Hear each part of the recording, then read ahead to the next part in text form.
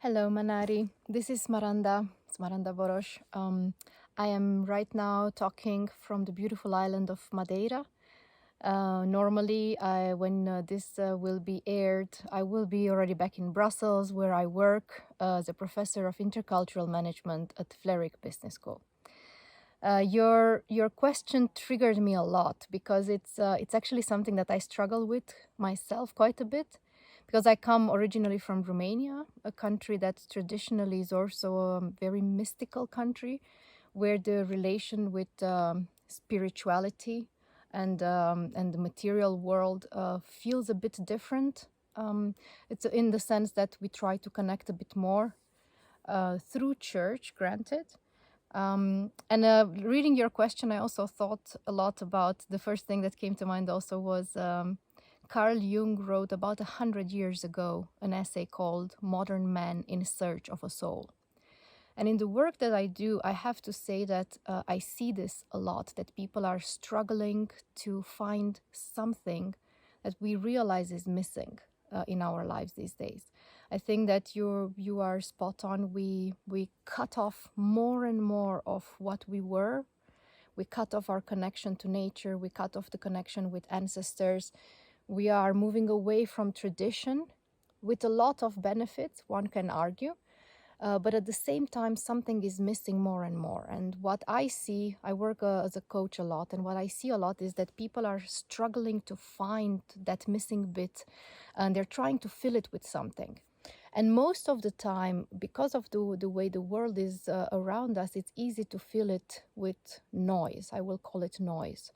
Noise meaning busy agendas, doing the outer things, going out and doing things, and feeling productive, feeling busy all the time. And I feel that this is the spirit of the world that we live in.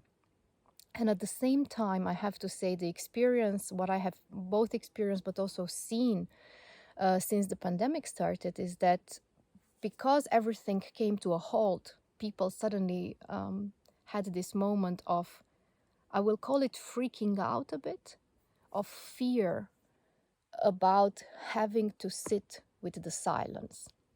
And for me, this is mainly the answer that I have for you. I don't think so much that we need to change or to focus on change. I think where we need is to have more strength and courage to sit with the silence, to sit with the silence within, to sit with the silence that creates the space where you speak to the spirit world, where you speak to the ancestors. That silence we are trying to fill with noise. And I think that this year, as we couldn't do outer things so much anymore, people were forced to sit with themselves. And I don't think it's by mistake that all of a sudden people are more aware of what's going on with the planet, with the world. People want to connect with nature much more, take big decisions to change their lives, because they realize that we have been trapped in this rat race where we keep running and running and running. And the moment when we stop for a second and breathe and sit with the silence and allow this silence to fill us, and overcome the fear of how disconnected we are, overcome this big fear that would tell us that we're all alone, and we go through it, we can come out at the other end and realize where we have the connection, and realize the room that we have to connect with each other, with nature, with spirit world, with all that surrounds us, in whatever understanding we will find for it. And this is my last little bit. I don't think we can go back. I think historically we have moved away from the connection, the pure connection that you have with the natural world and with the spirit world. We've moved away for a long time from it.